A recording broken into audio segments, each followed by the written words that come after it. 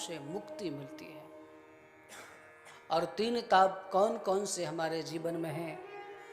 हमारे जीवन में यदि हमने भागवत को आत्मसात कर लिया, यदि भागवत को हमने हृदयंगम कर लिया, तो भूत का शोक नहीं रहेगा।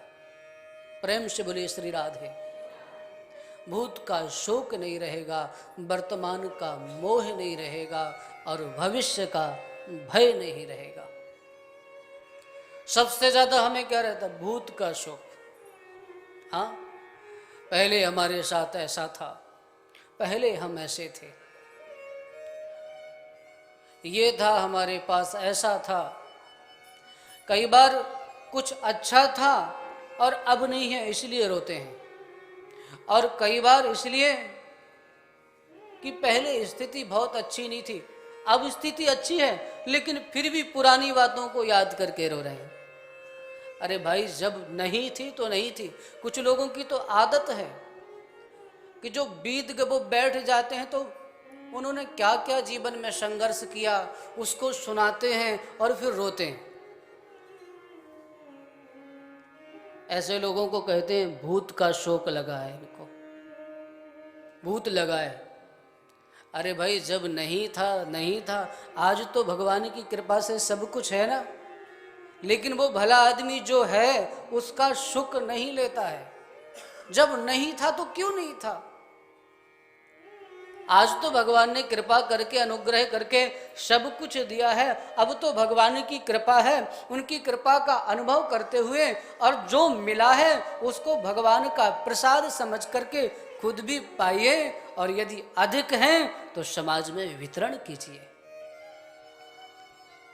यदि परमात्मा ने आपको साधन संपन्न बनाया है, आपके पास अधिक है, तो जितना आपके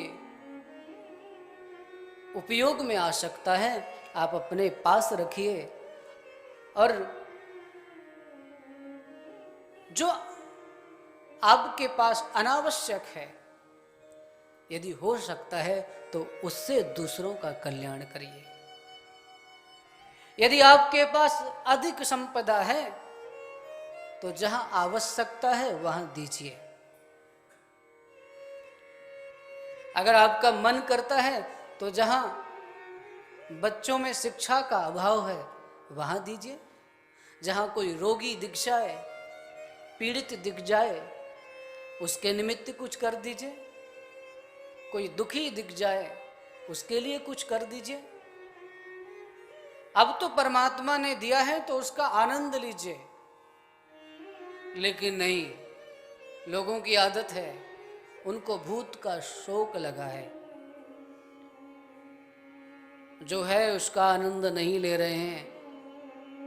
पहले क्यों नहीं था उसको याद कर करके रो रहे हैं। यह है अपने चित्त में दुख निर्माण करने की विद्या, ये लोग जानते हैं। संसारी अपने चित्त को दुखी करने का कोई ना कोई साधन ढूंढ लेता है, और साधक हर घटना को आनंदमय बना लेता है, सुखमय बना लेता है।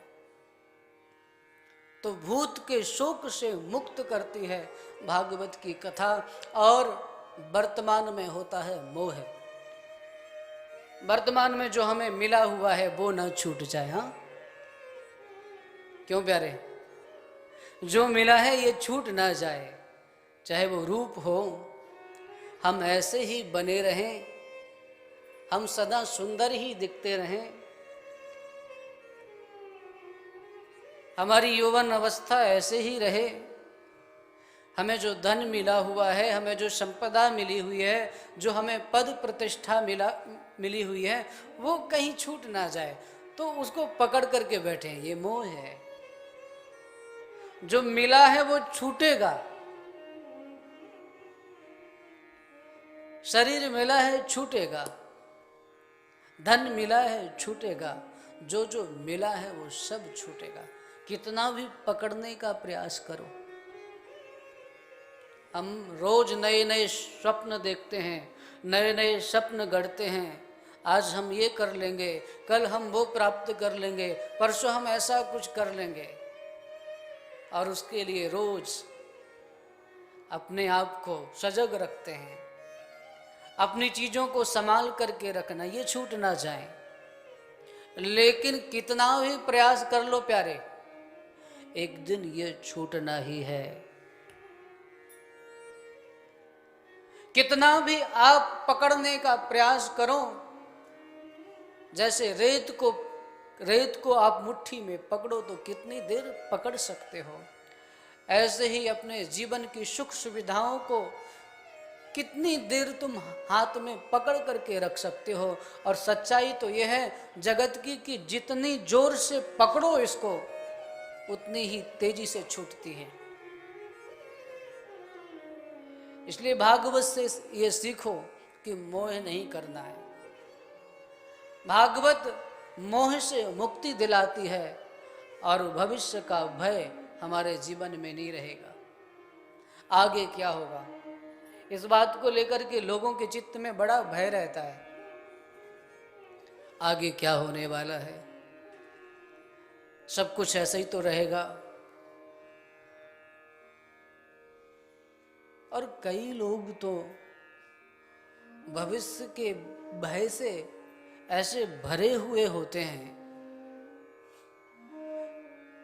कि वो वर्तमान के सुख का आनंद ही नहीं ले पाते हैं। भूत और भविष्य में ऐसे उलझे हुए होते हैं कि वर्तमान के सुख का उनको अनुभव ही नहीं होता है। और पता नहीं मनुष्य की कैसी प्रकृति है, जो वस्तु उसके पास नहीं है उसको पाने के लिए हमेशा लालायित रहता है, और जो आ जाती है फिर उसकी कोई कदर नहीं। आप देखना, जब तक गाड़ी नहीं थी तब तक गाड़ी की प्रति इतनी भावना, कोई भी रोड से गाड़ी निकले तो मन में आता है अपनी भी एक दिन होगी। और जब आ गई तो वो आफत लगती है, अब उसकी कोई उपयोगिता नहीं। घर जब तक नहीं था तो बहुत घर होना चाहिए, और जब घर हो गया, आप देखना घर की पहले साल की स्थिति कुछ और होती है, दूसरे साल की कुछ और होती है, तीसरे साल की कुछ और होती है, और फिर 4-5 साल बाद ऐसा होता है कि घर ही बोझ लगने लगता है।